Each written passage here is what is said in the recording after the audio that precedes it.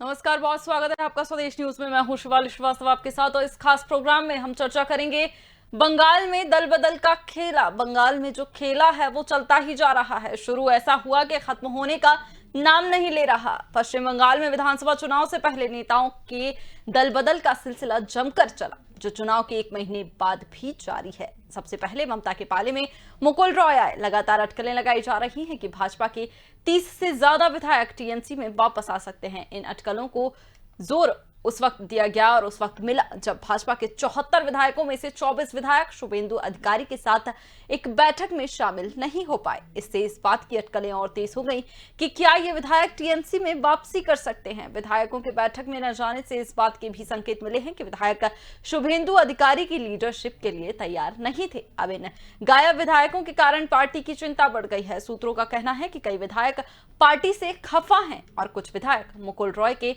नक्शे कदम पर चलकर टीएमसी में अपनी वापसी कर सकते हैं। पिछले हफ्ते मुकुल रॉय ने सत्ताधारी पार्टी में अपनी वापसी की थी, जिनके बाद राजीव बनर्जी, दीपेंदु विश्वास और शुभ्रांशु रॉय सहित कई अन्य नेताओं के भी टीएमसी में शामिल होने की उम्मीद है।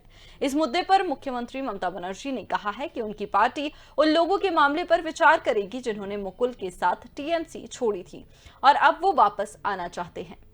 उनकी पार्टी ने कहा कि वह 30 से अधिक विधायक उनके संपर्क में हैं। यहां आपको यह भी बता दें कि मुकुल रॉय से पहले सोनाली गुहा और दीपेंदु विश्वास जैसे नेताओं ने खुलकर कहा था कि वे पार्टी में वापस लौटना चाहते हैं और मुख्यमंत्री से माफी भी मांगी थी। आपको बता दें कि बंगाल में ये जो खेला शुरू हुआ है वो लगातार जारी है। जहां एक और भारतीय जनता पार्टी इस नारे के साथ बंगाल में चुनाव प्रचार कर रही थी कि बंगाल में जो है अब परिवर्तन का हवा चलेगी, परिवर्तन का खेला होगा। वहीं ममता बनर्जी ने उस वक्त पर यह नारा दिया था कि बंगाल में खेला होवे। उसके बाद से ये खेला ऐसा शुरू हुआ कि खत्म होने का नाम नहीं ले रहा। इन सब के बीच भाजपा यह कहती रही है कि सब कुछ ठीक है, लेकिन वहीं दूसरी तरफ शुभेंदु अधिकारी ने कहा है कि वह राज्य में दल बदल विरोधी कानून लागू करने की कोशिश करेंगे। बड़ी बात यह कही जा रही है कि टीएमसी के टच में 30 से ज्यादा विधायक, लेकिन सवाल यही है कि क्या भारतीय जनता पार्टी को झटका लग सकता है, बीजेपी को यह बड़ा झटका लग सकता है। बंगाल में दल बदल का ये जो खेला शुरू हुआ है, बीजेपी में बगावत का खतरा अब उठ सकता है। कई तरह के सवाल ये खेला अपने साथ लाया हुआ है,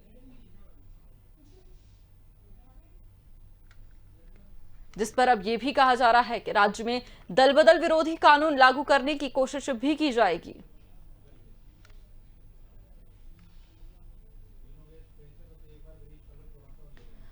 आपको बता दें कि पश्चिम बंगाल में विधानसभा चुनाव से पहले नेताओं का दल बदल का यह सिलसिला जारी हुआ था। यह सिलसिला आज तक चलता आ रहा है, जो चुनाव के 1 महीने बाद भी जारी है। दल बदल नेताओं का लगातार जारी है। इसी पर करेंगे चर्चा। हमारे साथ नेहा शालिनी दुआ मौजूद हैं, राष्ट्रीय प्रवक्ता हैं भारतीय जनता पार्टी की। वहीं फरीद खान वरिष्ठ टीएमसी नेता हमारे साथ मौजूद हैं। निर्मलेंदु साहा वरिष्ठ पत्रकार बंगाल से हमारे साथ मौजूद हैं। बहुत बहुत स्वागत है आप तीनों का स्वदेश न्यूज में। निर्मलेंदु जी, सबसे पहले आप ही से मेरा सवाल कि जिस तरह से ये अटकलें अब और तेज हो गई हैं कि ये जो विधायक हैं अब वापस से टीएमसी में जा सकते हैं, कितना नुकसान हो सकता है पार्टी को? पार्टी को कितना नुकसान हो सकता है, इसका एक नजारा आज आप देख सकते हैं कि 24 विधायक गायब हुए। ये तो 24 फिगर सामने आई है, ये कोई कम बड़ी बात नहीं है, मतलब बहुत बड़ी बात है। और ये 24 फिगर तो मुझे लगता है रहेंगे ही, क्योंकि कुछ लोग ऐसे हैं जैसे राजीव बनर्जी, दीपेंद्र विश्वास, शुभ्रांशु राय आदि जो हैं वो मुकुल राय के बहुत करीबी माने जाते हैं और मैं भी जानता हूँ कि ये लोग बहुत करीबी हैं। इसी तरह की इनके करीबी और हैं। तो ये तो टूट इसलिए भी है क्योंकि बीजेपी ने ही रास्ता दिखाया है। दल बदल का रास्ता उन्होंने बीजेपी ने दिखाया। और मान लीजिए बीजेपी को अगर पिता मानते हैं, पिता ने अगर पुत्र को रास्ता दिखाया तो पुत्र वही रास्ते पर चल रहा है, इसमें गलत क्या है? हेलो जी। एक्चुअली देखिए, वो कहते हैं ना, बोया पेड़ बबूल का आम कहाँ से खाए। ठीक है, आप बबूल का पेड़ बोकर आप आम खाना चाहेंगे तो नहीं हो सकता। अब देखिए क्यों ये बगावत है, इसको मैं थोड़ा विश्लेषण करता हूँ। ये जो है शुभेंदु, ये जितने विधायक हैं शुभेंदु के दोस्त रहे हैं, हम सफर रहे हैं, एक साथ चाय पीते थे, घूमते थे, घामते थे, कई तरह की बातें करते थे, तो वो सारे लोग अब इनको अपना अफसर नहीं मान रहे हैं। ये मेरा विश्लेषण है। ठीक अफसर नहीं मान रहे हैं और अचानक उठाकर किसी को, देखिए अभी तक ये बगावत नहीं हुई थी, इसलिए नहीं हुई थी क्योंकि दूसरे जो नेता थे, नड्डा आते थे या वहाँ के दिलीप हैं, जो भी हैं, उन लोगों को मान लिया गया था क्योंकि वहाँ पर वो लोग सीनियर थे, लेकिन ये सीनियर नहीं है। तो एक अचानक व्यक्ति को सीनियर बना दिया जाता है तो ये दिक्कतें आती है। ठीक है, नेहा जी से इसका जवाब ले लेते हैं। नेहा जी, जिस सशक्तिकरण के साथ भारतीय जनता पार्टी चुनाव प्रसार कर रही थी उस वक्त पे प्रचार प्रसार जोरों शोरों से था, लेकिन अब ये जो हालात है उसके बारे में क्या कहना चाहेंगे?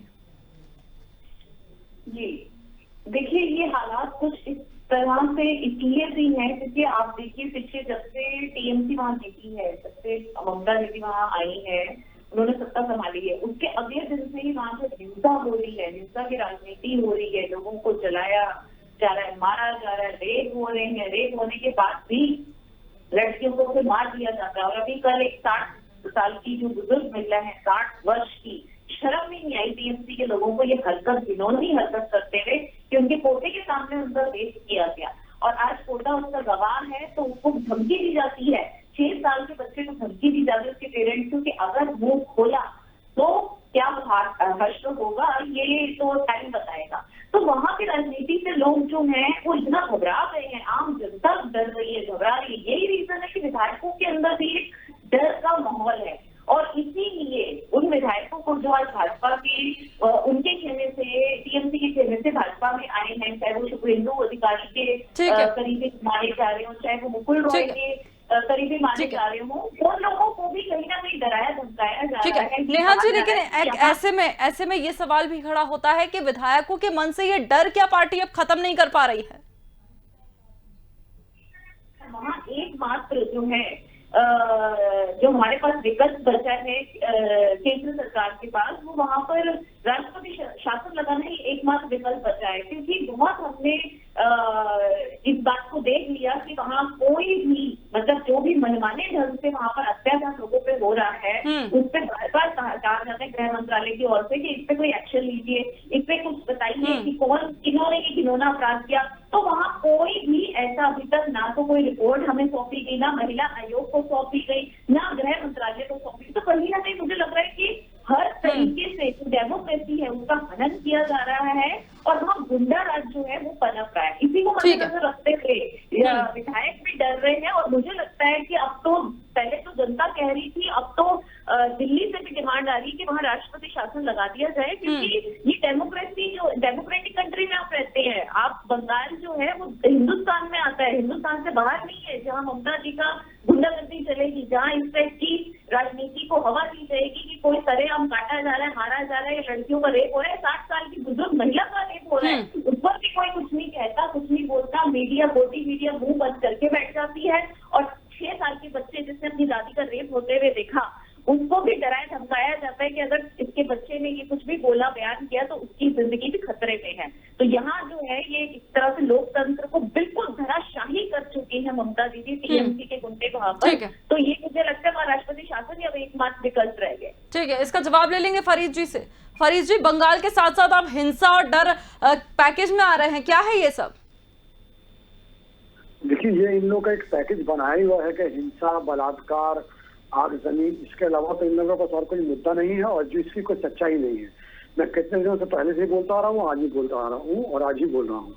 नेहा जी यही बता रही है 60 साल की, लेकिन हिंसा की लगातार खबरें भी आई हैं फरीद जी, हिंसा की लगातार खबरें भी आ रही हैं, तस्वीरें भी आ रही हैं, वीडियोस भी आ रहे हैं, जो आ रहे हैं, जो पहले भी बातें हुई हैं और अभी बात हो रही है कि इनकी पार्टी ऑफिस में आग लगाई गई।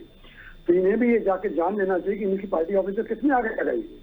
जो आज मुद्दा आके उभरा है कि शुभेंदु बाबू के साथ उनके खुद एमएलए साथ नहीं आ रहे हैं। 24 एमएलए जब वो राज्यपाल से मिलने जा रहे हैं तो उनका विद्रोह कर रहे हैं कि उनके साथ नहीं आ रहे हैं।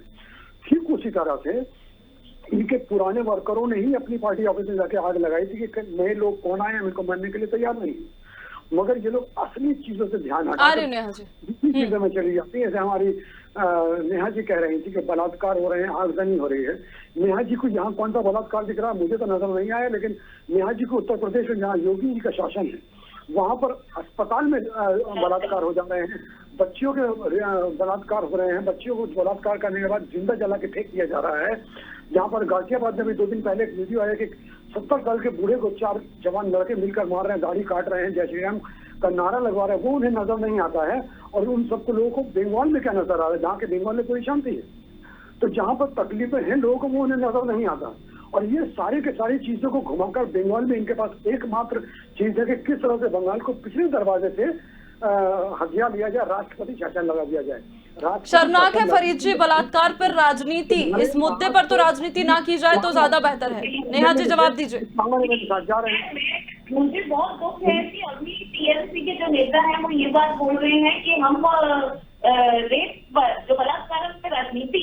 आप बताइए, जो बुजुर्ग महिला, जो 60 वर्ष की महिला थी जिसके पोते के सामने उसका बलात्कार हुआ और उसका जवाई डॉटर इन लॉ, मतलब जो सन इन लॉ है, वो बोल रहा है कि हाँ मेरी जो सास है उनके साथ बलात्कार हुआ, मेरे बेटे ने देखा वो खटिया के नीचे था और अब हमको धमकियां आनी शुरू हो गई है। वो टीएमसी के ही कुत्ते थे, जिनमें से 5 टीएमसी के कार्यकर्ताओं का उस परिवार में नाम लिया और पुलिस ने उस 5 में से किसी का नाम नहीं रजिस्टर किया। बड़ी मुश्किल से, बहुत दबाव के बाद पुलिस ने एक इंसान का, जो टीएमसी का कार्यकर्ता है, उसका नाम लिखा। आप बताइए, ये राजनीति की घटिया राजनीति नहीं है? मैं तो कहती हूँ किसी भी पार्टी का कार्यकर्ता होगा, किसी महिला के साथ दुष्कर्म कर रहे हैं तो उसको तलाकों के पीछे करने का काम किसने, ममता बनर्जी का या हमारा?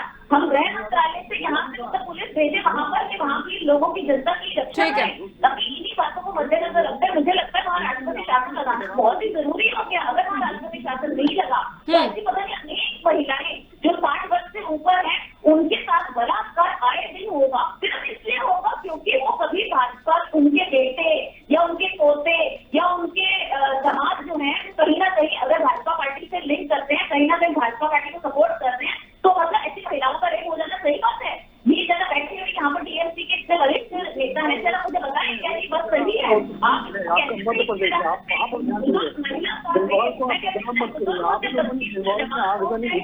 इनका और ये सब के बंगाल को बदनाम करने लगे जो है ममता लोगों ने रखा जब को बैरन वापस कर दिया। इसलिए अभी समझ रही है आप लोग गलत इल्जाम बंगाल पे जो बंगाली लोगों का मसला है, तलाकों के पीछे तक भी नहीं किया गया।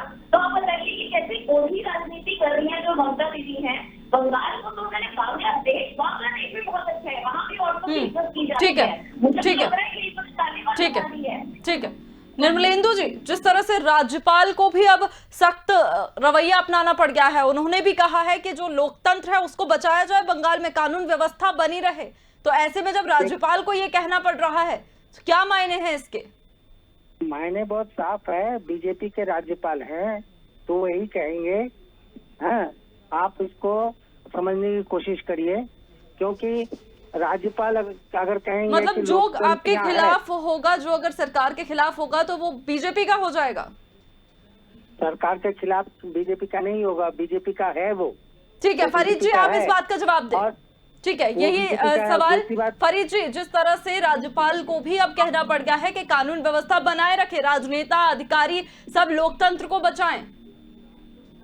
देखिए, राज्यपाल धनखड़ जी ने तो बंगाल में आके राज्यपाल की गरिमा को इतनी ठेस पहुंचाई है कि अब हिंदुस्तान में कोई भी पॉलिटिकल बंदा राज्यपाल बनना नहीं चाहेगा। जिस तरह से राज्यपाल के नाम को राजभवन को श्री धनखड़ जी ने बदनाम किया है, राज्यपाल का घर हद है फरीद जी, अब तो राज्यपाल भी बदनाम हो गए। आज की तारीख में वो भाजपा के एक्टिंग प्रेसिडेंट हैं। जिस तरह से कल शुभेंदु जी अपने तो पूरे 77 एमएलए को लेकर नहीं जा सके, 51 एमएलए को लेके गए और साथ साथ उन्होंने प्रेस कॉन्फ्रेंस चालू की जो राज्यपाल का काम मतलब अब आपकी बातों का सार सिर्फ इतना है कि पश्चिम बंगाल में अगर देखें तो कोई नहीं है सिवाय टीएमसी के। अगर कोई साफ सुथरा है तो टीएमसी है, उसके बाद ना राज्यपाल है ना कोई और। आप बात पहले कंप्लेन जाती है तो कंप्लेन को विचार करें, इंक्वायरी करवाएगा। ममता बनर्जी और यहाँ की सरकार को दोषी ठहरा दिया, उन्होंने सब कुछ फैसला वहीं पर ले लिया। तो ये राज्यपाल की भूमिका है। राज्यपाल जो होता है कॉन्स्टिट्यूशनल हेड होता है एक स्टेट का, तो राज्यपाल दोनों पक्ष को सुनेगा, समझेगा, उसके बाद कोई एक्शन लेगा। राज्यपाल ने तो उनको बुलाया, उनकी बात सुनिए, साथ प्रेस कॉन्फ्रेंस करके अपना बयान दे दिया। ये राज्यपाल का काम नहीं है। तो राज्यपाल का क्या काम है? हिंसा को देखते रहना और मुंह बंद करके बैठे रहना? अगर आपको कुछ बोल दिया, तो भारतीय जनता पार्टी के राज्यपाल हो गए अब वो। बिल्कुल बिल्कुल, मैं तो शुरू से आपको कहता आ रहा हूँ, राज्यपाल पूरे बीजेपी प्रेसिडेंट की भूमिका निभा रहे हैं। राज्यपाल को कहीं ना कहीं ये शौक था शायद कि अगर इनकी सरकार आ जाएगी तो वो मुख्यमंत्री आगे बनेंगे। वो तो खुद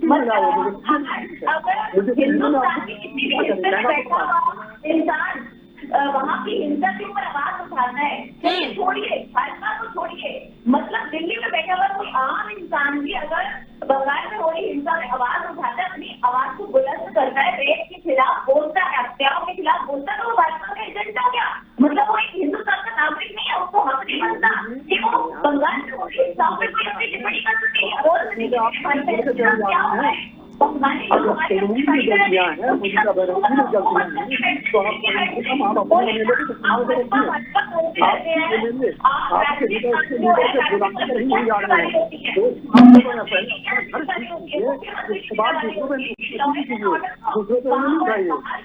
पहले अपने एमएलए को अपना घर सजा लीजिए, इसके बाद दूसरे लोगों के पास जाइए। तो बयान देने से, बोल देने से या टीवी मीडिया में आ जाने से काम नहीं बनता है। पहले अपने लोगों को बचाइए, अपने लोगों को। ठीक है नेहा जी, ठीक है नेहा जी, लेकिन मुद्दे पे हम आते हैं। जिस तरह से भाजपा विधायक, कहा जा रहा है 30 भाजपा विधायक जो है वो टीएमसी के संपर्क में है, कैसे देख रही है इसको? नुकसान नहीं होगा पार्टी को?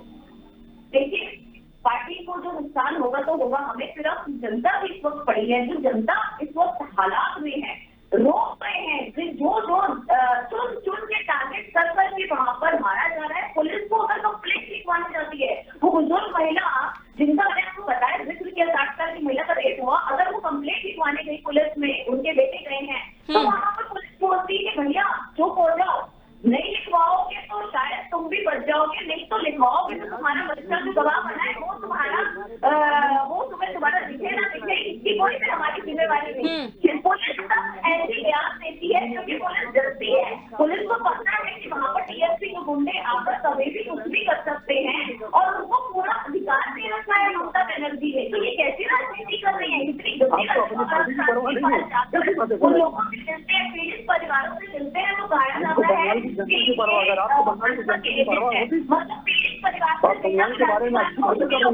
नेहा जी ठीक है, लेकिन ऐसे में ठीक है, एक सवाल मेरा आपसे नेहा जी ये है कि जिस तरह के हालात बने हुए हैं, आप भी लगातार बोल रही हैं कि कार्यकर्ताओं को भी डराया जा रहा है, हिंसा की खबरें भी लगातार आ रही है, तो ऐसे में अब पार्टी का स्टैंड क्या है? क्योंकि कार्यकर्ताओं को जिस तरह से आप कह रही हैं कि मन में डर जो है वो बैठा गया है, तो डर को तो हटाना पड़ेगा पार्टी को।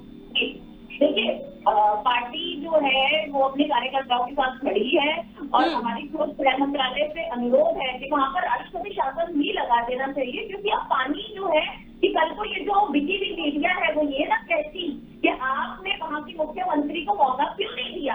भाई हमने मौका दिया, गृह मंत्रालय ने पिछले 1 महीने से मौका दिया और 1 महीने में 43 कार्यकर्ता मारे जा चुके हैं, 2 औरतों 2 बच्चियों की और अभी ये बुजुर्ग महिला इनकी जो रेप हो चुका है, इससे और कितना मौका दें हम ममता बनर्जी की सरकार को? क्या करवाते जो लोगों को, किसी का घर तोड़ो, किसी का रेप करो, किसी को पेड़ों से टांग दो सूली पर, तो हम चुप नहीं बैठ सकते। अब एकमात्र यही है कि वहाँ पर राष्ट्रपति शासन लगाया जाए। ये अभी तक इतना मौका दिया गया क्योंकि डेमोक्रेटिक कंट्री है, डेमोक्रेसी की दुहाई दी जाती है, लोकतंत्र की दुहाई दी जाती है। पर मुझे तो लगता है ऐसे लोगों को लोकतंत्र में जीने का कोई हक ही नहीं, उनको शर्म नहीं आती, वो लोकतंत्र का जानबूझ के नजायज फायदा उठाते हैं और सोचते हैं लोकतंत्र के नाम पे हम कुछ भी करें, हमारी गुंडागर्दी को ये कहा जाएगा कि लोकतांत्रिक देश है। मतलब लोकतांत्रिक देश में क्या रेप करवाना लोकतांत्रिक तरीका है? वहाँ की मुख्यमंत्री का कोई फर्ज नहीं बनता कि वहाँ जिस भी लड़की का रेप हुआ उसकी जिम्मेवारी। फरीद जी ठीक है फरीद जी, जिस तरह से लगातार बातें आ रही हैं, हिंसा की लगातार बातें आ रही हैं, क्या ममता बनर्जी का फर्ज नहीं बनता कि आके इन चीजों का, अगर ऐसी कोई खबर नहीं है, वहां पर कोई हिंसा नहीं है, तो खंडन करें, आके सवाल पूछो। पश्चिम बंगाल का पहुंच जाती है उत्तर प्रदेश, मध्य प्रदेश पे। देखिए, हिंसा अगर होगी तो खंडन करेंगे। अगर मनगढ़ंत कहानी हमारे भाजपा के मित्र लोग बना लेंगे और उस पर हम यहाँ पे ये लोग का नारा एक ही है कि राष्ट्रपति शासन लगा दिया जाए। अगर राष्ट्रपति शासन लगाने के क्या क्या क्राइटेरिया हैं इनको अगर मालूम होता तो ये शायद बात नहीं करते।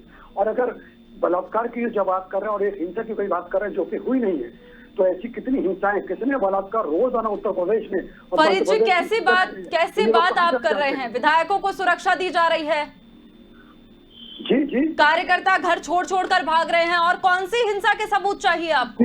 छोड़कर नहीं जा रहा है, बल्कि इनके कार्यकर्ता हमारे पार्टी सामने आके धरना दे रहे हैं कि हमको ले लो, हमको पार्टी में वापस ले लो। वो बेवकूफ पार्टी पर है, उन लोगों ने लोगों को बेवकूफ बनाया है। नेता लोग फोन नहीं उठाते हैं, नेता लोग हम लोग की बातें नहीं सुनते हैं। पार्टी में वापस ले लीजिए। इनके कार्यकर्ता लोग हमारे पार्टी ऑफिस के सामने आकर धरना दे रहे हैं, 24 घंटे का धरना दे रहे हैं। ये कैसे नेता हैं? ये लोग अपने वर्करों का ध्यान नहीं दे सकते, अपने वर्करों की बात नहीं सुन सकते हैं। इनके पास कौन रहेगा? हमें कोई हिंसा नहीं हो रही है, बल्कि इनके नेता लोग खुद हमारे ये लोग अपने वर्करों का ख्याल नहीं रख सकते। फरीद जी, मैं अभी एक खबर पढ़ रही थी, मेरी बात सुनिए। मैं एक खबर पढ़ रही थी जो सुप्रीम कोर्ट में अब महिलाएं पहुंची हैं। टीएमसी कार्यकर्ताओं पर आरोप है दुष्कर्म का।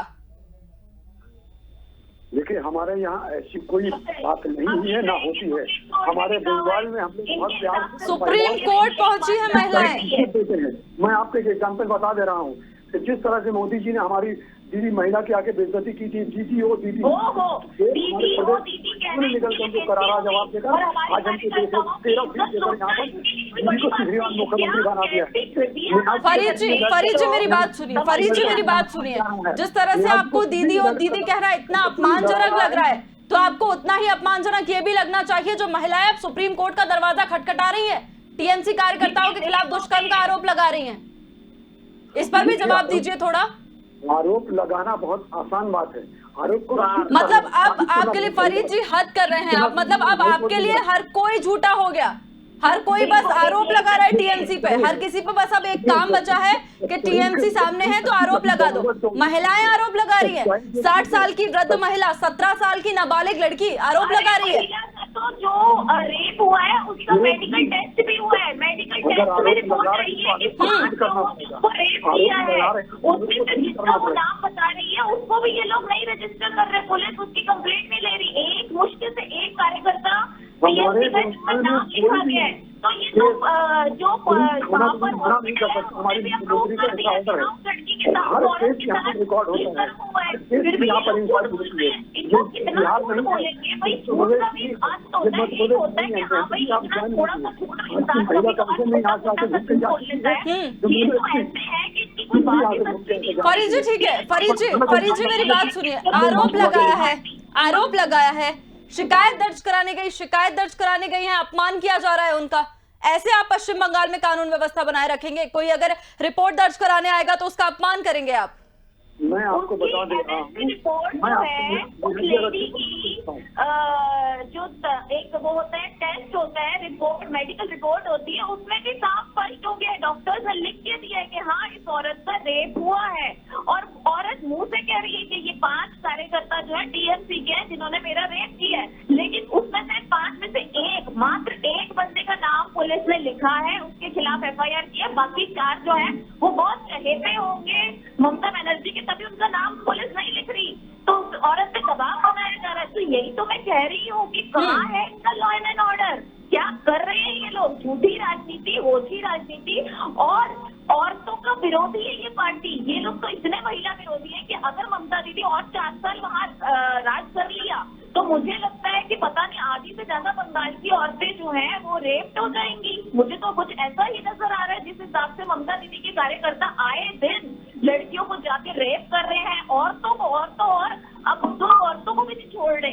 तो ये जो है इतनी गंदी राजनीति कर रहे हैं, इस पे अगर धनखड़ साहब अगर वहाँ के उपराज्यपाल कुछ बोलते हैं तो कहा जाता है कि भाजपा के एजेंट है। मतलब हम आंखें बंद करके बैठ जाए। सिर्फ भाजपा ही नहीं, देश का कोई भी नागरिक अगर पूछता है कि बंगाल में हमारी जो बहनें हैं उनके साथ क्या हो रहा है या हमारी बेटियों के साथ क्या हो रहा है, तो ममता दीदी कहेंगी ये सारे बिके हुए हैं, ये सारे जो है भाजपा के एजेंट है। फरीद जी, जनता ने चुना है ना, जनता की सुरक्षा कीजिएगा नहीं कीजिएगा? या रिपोर्ट लिखाने आएंगी तो ऐसे अपमान करेंगे, आरोप लगा देंगे कि वो तो बस आरोप लगा रही हैं, वो तो भारतीय जनता पार्टी की है? पूरे देश में कहीं पर नहीं होगी। नेहा जी अपनी पार्टी में अपने नंबर बढ़ाने के लिए शायद जिस तरह से जोश बोले चली जा रही है वो नहीं बहुत अच्छा लग रहा है। हमें हंसी इस चीज की आ रही है कि वो बयान कर रही है फायदा मिलता है कि भाजपा वाले हमारे त्योहार के बदनाम हमें पॉलिटिकली फायदा मिलता है।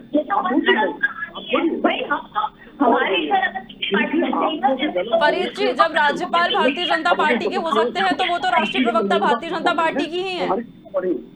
तो आप लोग को तो सच्चाई से तो आप लोग कोसों दूर है, आप लोग सच्चाई जानते ही नहीं है और हमारी महिलाओं ने ही जवाब दिया है। और फिर से सच क्या है फरीद जी? सच्चाई आप बता दें फरीद जी, सच्चाई क्या है? अभी एक चीज है कि आप अपने एमएलए को संभाल लीजिए, अपने कार्यकर्ता वर्करों को संभाल लीजिए, उनको संभाल कर रखिए। जनता की फिक्र हम और हमारी ममता बनर्जी कर लेंगे। हमारी किस तरह से फरीद जी, किस तरह से?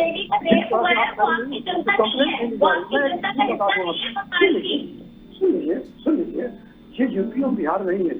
अगर आपकी कोई कंप्लेन नहीं ली जा रही है, आप घर पर बैठे ऑनलाइन आप तो यहाँ बैठ के इतनी खुले ममता सरकार से क्या उम्मीद रखते हैं? उनकी पार्टी के प्रवक्ता ही बोल रहे हो, बोल रहे हो। मतलब फरीद जी, आप ये बोलकर एक तरह से मान रहे हैं कि अगर आपकी रिपोर्ट नहीं लिखी जा रही है तो आपके पास दूसरा ऑप्शन ये है, मान रहे हैं ना कहीं कि ऐसी अव्यवस्थाएं हो रही हैं? मैं आपको अव्यवस्था की बात नहीं कर रहा हूँ, मैं आपको ऑप्शन बता रहा हूँ कि अगर थाने में रिपोर्ट नहीं हो रही है तो आप ऑनलाइन कर सकते हैं। ये सुविधाएं हमारे यहाँ दी हुई हैं, आप मेरी बात को समझने की कोशिश जो बेचारा घर में जिसके पास नॉर्मल ना फोन हो, जिसको ऑनलाइन सुविधा ना हो, जिसको ऑनलाइन रिपोर्ट करना ना आता हो, वो बेचारा गरीब परिवार क्या करेगा? वो मतलब रेप करवा करके बैठेगा। कंफर्टेबल किया जाता है गरीब जनता जिसके पास स्मार्टफोन ना हो वो ऑनलाइन कंप्लेंट क्यों लिखवाए? थाने ही जाएगा ना, तो थाने में हम कंप्लेंट नहीं लिखेंगे। कर रहे हैं फरीद जी, 60 साल की वृद्ध महिला ऑनलाइन अपनी रिपोर्ट दर्ज कराए। मैंने कहा अगर थाने में सुनवाई नहीं होती है तो यहाँ हर तो सुनवाई नहीं हो रही है ना फरीद जी, मुद्दा तो वही है, सवाल तो मेरा आपसे वही है कि सुनवाई जो नहीं हो रही है। बिल्कुल फॉरवर्ड करूंगा। झूठ बोलने से इनके पास सच्चाई नहीं है ना, झूठ बोलने से नहीं होगा।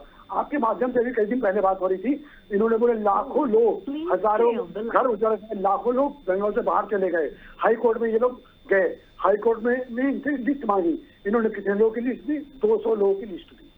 इनकी कथनी और करनी में बहुत फर्क है। ये जो बोलते हैं उनमें सच्चाई नहीं होती है, या ये जो बोल ठीक है वो जो बोल रहे हैं उसमें सच्चाई नहीं है, लेकिन जो महिलाएं बोल रही हैं उसको तो सच मानिएगा ना फरीद जी कि हर कोई झूठा है। कुछ होगी तो मानी जाएगी, जहाँ कोई सच्चाई नहीं है कौन मानेगा? मतलब उन्होंने झूठ में ही ऐसे ही खेल में सुप्रीम कोर्ट वो लोग पहुंच गए, याचिका दायर कर दी सुप्रीम कोर्ट में ऐसे ही टीएमसी के खिलाफ। आप वो रिपोर्ट मुझको दीजिए, मेडिकल रिपोर्ट आई है कि उस औरत का रेप हुआ है, डॉक्टर झूठे हैं। अब मुझे लगता है जिस डॉक्टर ने ये रिपोर्ट बनाई होगी उसके घर में भी मारपीट करने सब कुछ झूठा है, सब कुछ झूठा है। अगर टीएमसी की बात सुने, अगर फरीद जी की बातों का सार निकाले नेहा मैम, तो सब कुछ झूठा है। ठीक है, बंगाल में यही वाली राजनीति तो हो रही है कि जो ममता जी के खिलाफ बोलेगा या तो वो मार दिया जाएगा। तो ममता जी ने खुद बोला टीवी पे आकर एक न्यूज चैनल से, जो डर गया तो मर गया, मतलब वो तो खबर में नहीं। ठीक है,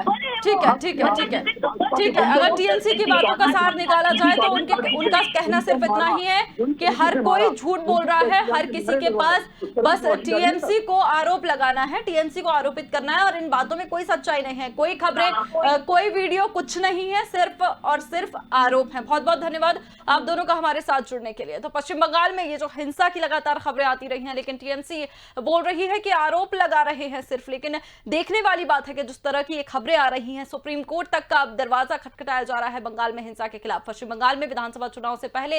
लेकिन मुद्दा यही कि दल बदल का खेल कब तक शुरू होगा, क्या होगा, बहरहाल देखने वाली बात होगी, उस पर हमारी नजर बनी रहेगी। तब तक के लिए मुझे दीजिए इजाजत, देखते रहिए स्वदेश न्यूज। नमस्कार।